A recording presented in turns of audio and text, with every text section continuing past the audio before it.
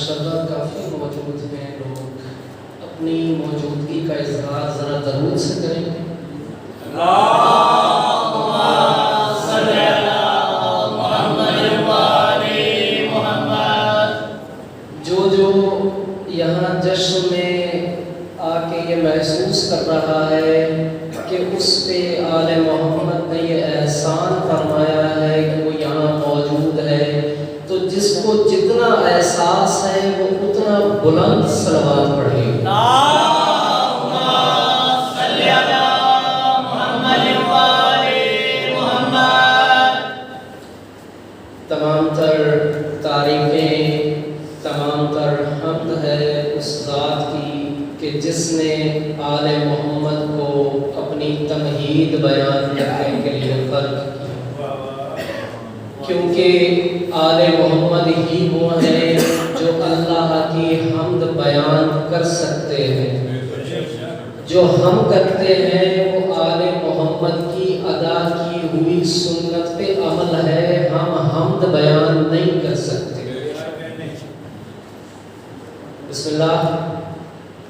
اور تمام درود ہے آل محمد پر کہ انہی کے سبب اس درود میں بھی دم درود ہے۔ اور کمال یہ ہے کہ اللہ نے اس کائنات میں 3 جگہ لفظ کنتو کا استعمال کیا ہے۔ اجازت ہو تو بات شروع کی جائے۔ بسم اللہ۔ پہلا، کنتو کنزن مخفین فاحببت، کہ میں ایک چھپا ہوا خزانہ تھا، میں نے چاہا کہ میرا اظہار ہو، میرے بارے میں گفتگو ہو، میری حمد بیان ہو، تو میں نے انہیں خلق کیا۔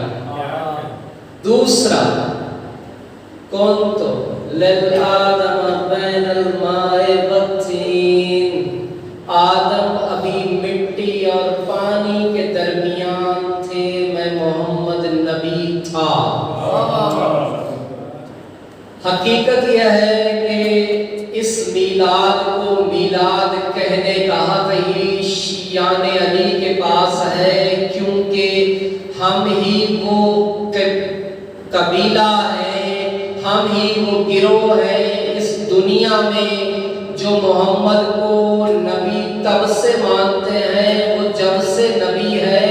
ہمارے بھائی نبی کو نبی 40 سال کے بعد مانتے ہیں، لہذا تو سوچ کے میلاد کا لفظ استعمال کرنا چاہیے کہ ہم میلاد نبی منا رہے ہیں۔ میلاد نبی کا وہ مناتا ہے جو نبی کو جب سے ہو تب سے نبی مانتا ہو۔ تیسرا لفظ کنتو استعمال ہوا ہے، من کنتو مولا فہذا علی مولا، جس کا میں مولا ہوں اس کا علی مولا ہے۔ اب آپ ہو سکتا ہے یہ سوال کریں کہ ان 3 کا تم نے کیا اکٹھا کیا، یہ کیوں اکٹھے بولے؟ تو آئیے، پہلا جو کن ہے، پہلا جو کن تو ہے وہ ہے لا الہ الا اللہ۔ دوسرا کن تو ہے محمد الرسول اللہ، اور تیسرا کن تو ہے علی ولی اللہ۔ ایک بچہ اپنے اسکول میں، اپنی جماعت میں موجود اپنے استاد سے ایک سوال کرتا ہے کہ جناب استاد محترم یہ فرمائیے کہ اللہ اس وقت کیا کر رہا ہے؟ تھوڑی سی توجہ چاہیے ہوگی، بات میں ختم کرنے لگا ہوں، اسی بات پہ بات ختم ہو جائے گی۔ استاد کا نام ہے ابو اعلیٰ مودودی۔ مودودی یہ لکھتے ہیں کہ بچے نے یہ سوال کیا کہ دیکھیے مجھے یہ بتائیے کہ اللہ اس وقت کیا کر رہا ہے؟ تو میں گھبرا گیا، میں نے ان سے کہا کہ خدا را یہ سوال مت کرو، اس کا جواب کوئی نہیں دے سکتا۔ اس نے پھر سوال کیا، میں نے پھر یہی جواب دیا۔ تیسری دفعہ جب اس نے سوال کیا تو میرے پاس جواب نہیں تھا، میں لاجواب ہو گیا۔ میں نے اسے کہا کہ اگر تم جانتے ہو تو تم بتاؤ کہ اللہ کیا کر رہا ہے؟ تو اس بچے نے سانس نہیں لیا، توقع توقف نہیں کیا، بلکہ اس نے ایک کلام الہی کی آیت پڑھی، ان اللہ و ملائکتہ یصلون علی النبی یا ایھا الذین آمنوا صلوا علیہ وسلموا تسلیما۔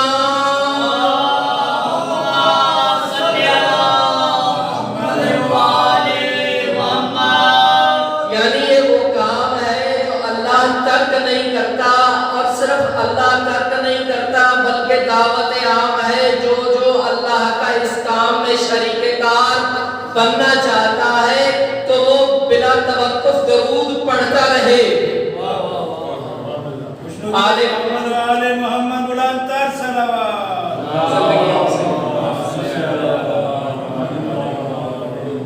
آل محمد وہ خزانہ ہے اللہ کا جس کا اللہ نے ذکر دراصل اپنے نام سے کیا ہے۔ کیوں؟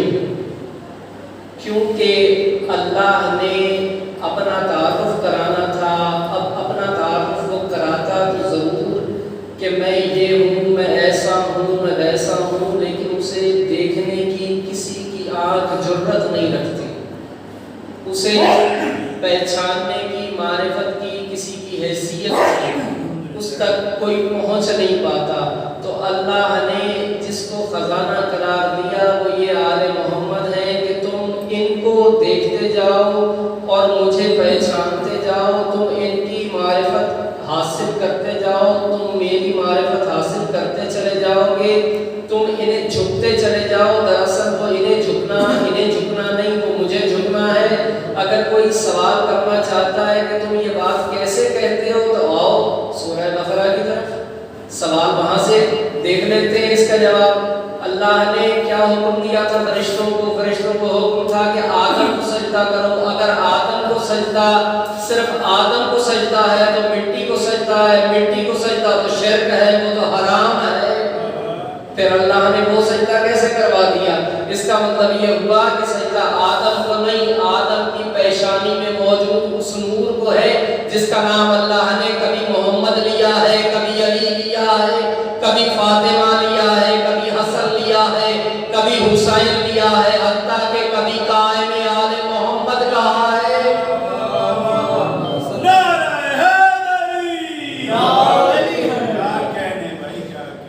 آل محمد اللہ کی وہ نعمت ہے جس کا دراصل سوال ہونا ہے۔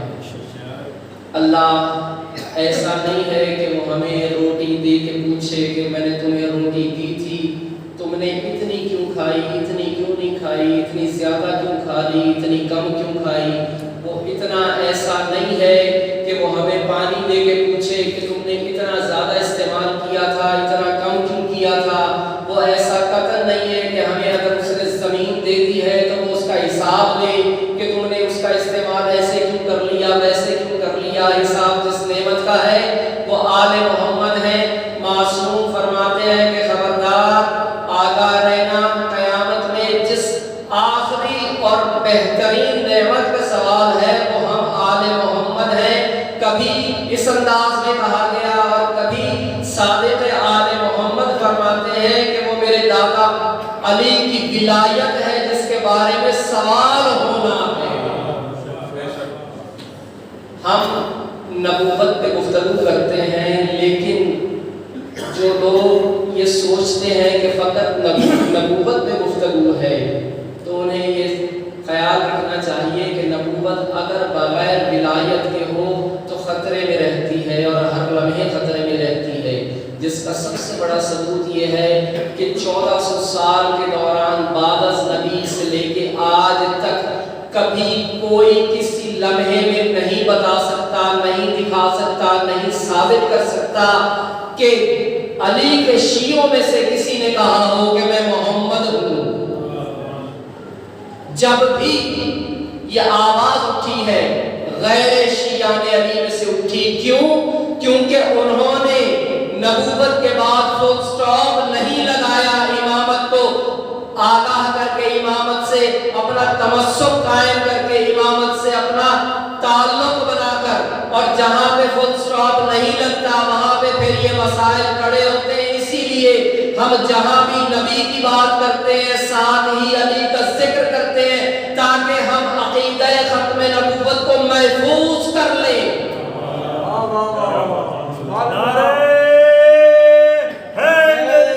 یہ تحفظ عقیدہ ختم نبوت ہے ولایت علی شبن علی طالب۔ آگاہ رہے، اپنے بچوں کو اس چیز سے متنبہ کرتے رہیں کہ خدا را ایسے کسی شبہے کا شکار نہ ہو۔ آج ہم اپنے ارد گرد دیکھ رہے ہیں بہت ساری چیزیں، بہت سارے اشتباہات ہیں ہمارے معاشرے میں، ہمارے گرد۔ میں یہ کہوں گا کہ دراصل حجت خدا کا جو ظہور ہے وہ قریب تر ہوتا جا رہا ہے۔ میں یہ نہیں کہوں گا کہ فلاں وقت میں ہوگا، کیونکہ معصوم فرماتے ہیں کہ جو یہ دعویٰ کرے کہ وہ ہمارے ظہور کے بارے میں آگاہ ہے وہ کاذب ہے۔ نشانیاں بتاؤ، نشانیاں، اور ان نشانیوں میں سے ایک نشانی یہ ہے کہ وہ لوگ جن پہ ہم بھروسہ کرتے ہیں دین کے بارے میں وہ خائن ہو جائیں گے، وہ خیانت کرنے لگے۔ کیا آشکار نہیں ہو رہی وہ خیانتیں؟ کیا وہ چیزیں ہمارے سامنے نہیں آ رہی؟ لہٰذا ہمیں جو اس وقت کا پیغام ہے ممبر سے دیا جانے والا بہت ضروری وہ یہ ہے کہ حجت خدا سے تمسک قائم کریں۔ اس کا آسان حلیہ یہ ہے کہ 24 گھنٹے میں سے 2 منٹ ملیں، 5 منٹ ملیں، 7 منٹ ملیں، جتنے بھی ملیں، آنکھیں بند کر کے حجت خدا سے باتیں کرنے کی کوشش کریں۔ خدا ہو سکتا ہے کہ کوئی ذہن یہ سوال کرے کہ یہ کیسے ممکن ہے، میں تنہائی میں بیٹھ کے بات کروں گا اور میں باتیں کرتا رہوں گا۔ ایسا مت سمجھیے کہ آپ تنہائی میں بیٹھ کے بات کر رہے ہیں، جب آپ حجت خدا کو مخاطب کریں گے یقیناً وہاں سے جواب بھی پائیں گے۔